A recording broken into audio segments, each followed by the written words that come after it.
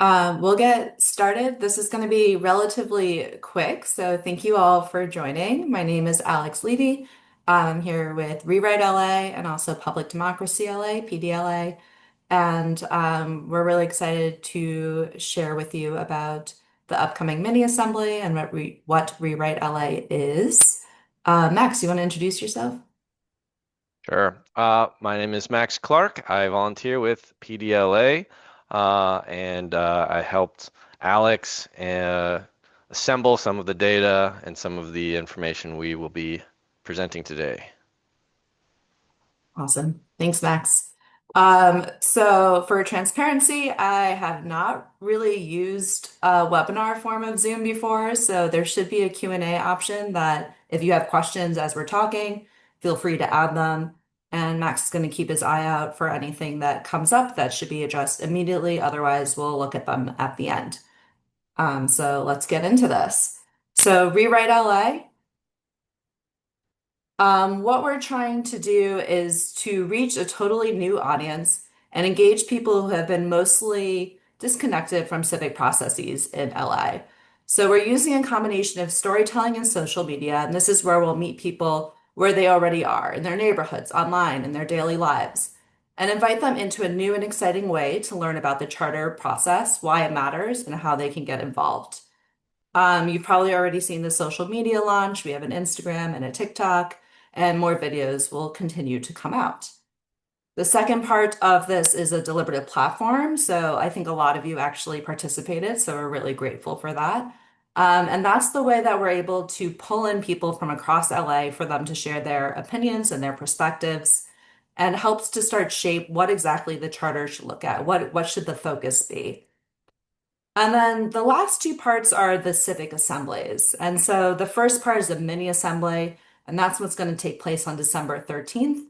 And then we're still fundraising for the full civic assembly that we're hoping will start in February.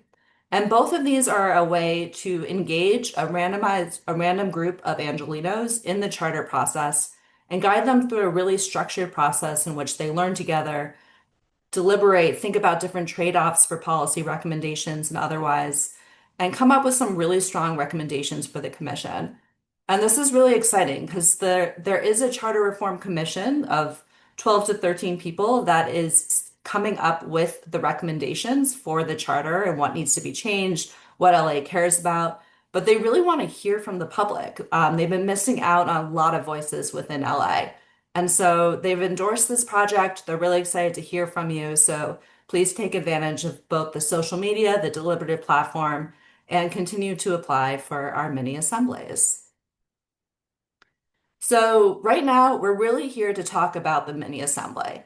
This is an opportunity to bring in new voices, fresh thinking, and genuine collaboration to show what inclusive, community-driven decision-making could look like in LA. So our first mini assembly is on December 13th, and we're using a democratic lottery to randomly select participants in a way that roughly matches LA's demographics. The goal is really simple. We just want to create a room that looks and feels like LA and gives everyone a fair chance to be part of the conversation. The strongest way to run this kind of process is through a randomized mailing to households.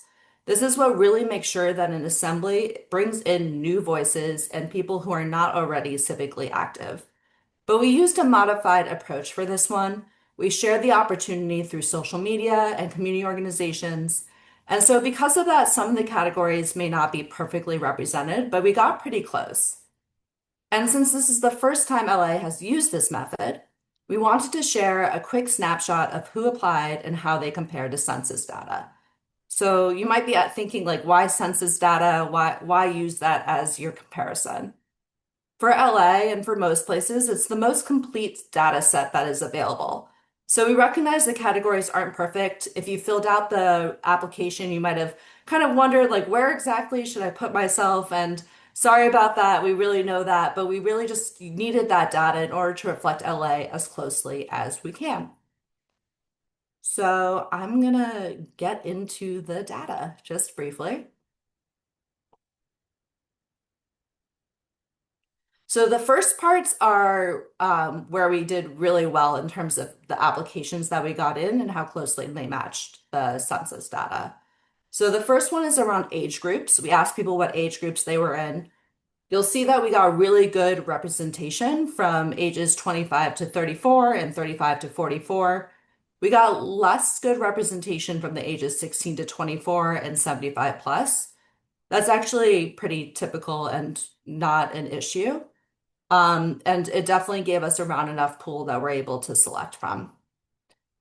Gender comparison, we did really well. It's pretty close to the census data. The blue is the census data and the orange is the Rewrite LA. You can see it's pretty closely matched.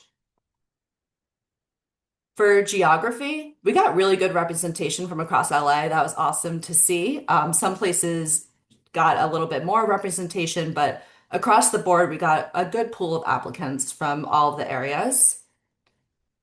And it did like roughly match what the census says in terms of different areas. We got a lot more representation from central LA and from northeast LA than what the census data did, but that's great. Like we just need to reach a little bit farther into the San Fernando Valley in order to get some greater representation in the left side of this.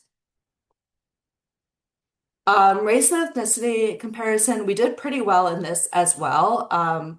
We got good representation from most groups. We did not get very much representation from Pacific Islander or Native American. We actually only got one Pacific Islander who did apply, and we ended up combining that under the Asian to make it Asian American and Pacific Islander category when we were doing our selection process. And the reason for that is that it actually gave that person the same chance of being selected as for other groups. So it just helped to equal it out a little bit. For political party affiliation, we did okay.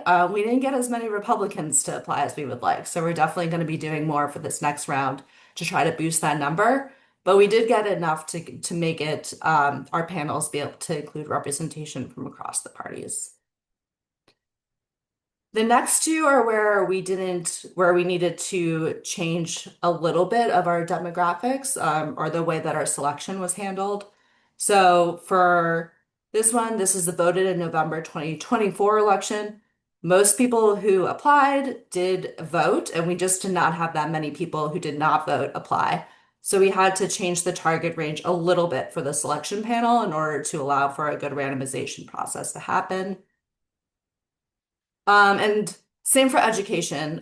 We did not get applicants from some schooling no diploma, very few from high school diploma or equivalent.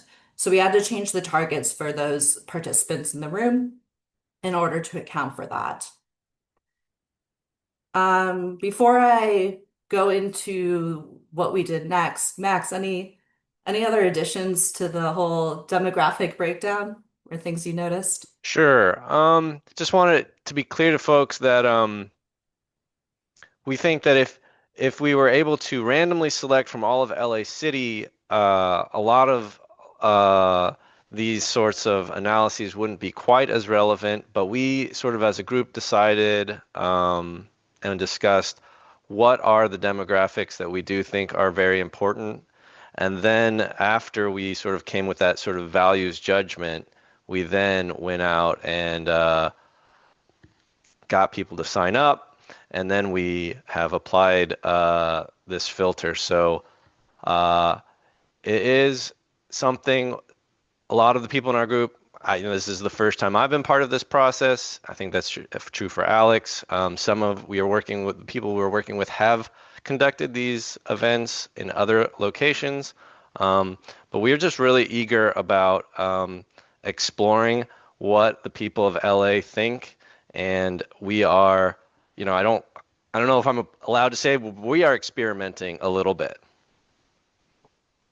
Yeah. Okay, so I'm going to show you. So, what we did with this information is that we had around 300 applicants. We went through it. We made sure everyone actually lived in LA. We made sure that they were not already serving on the commission, that they were available for the dates that the mini assembly will be. And then we anonymized everyone's information and we put it into an application called Panelot. And just to kind of show you, so Panelot then created 100 randomized panels, all of which meet that demographic targets that we talked about that are based on the census. And then we copied and pasted a few times. So like each panel gets a few chances of getting chosen. So you'll see in this really lovely Excel that there are 999 options for who the panel will be. Each row is an example of one panel that includes a representative group of applicants. So our next step is that we need to choose a panel, and we're going to do this through a randomized process. So we've got this number picker wheel. I will, okay. So we need to choose three numbers because we have panel options from 0 to 999. So let's see what the first number is.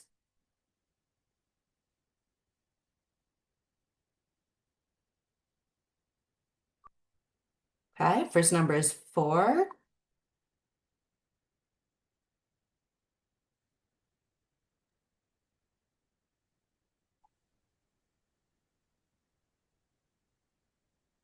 Three, and the last number.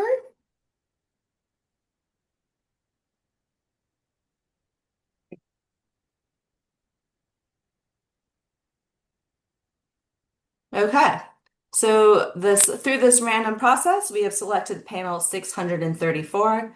So Max, if you don't mind to do some behind the scenes Yep. work, so that way we can see who exactly is on that panel. Okay, it should be entered in. You can refresh. Awesome. Give me 1 second. Okay.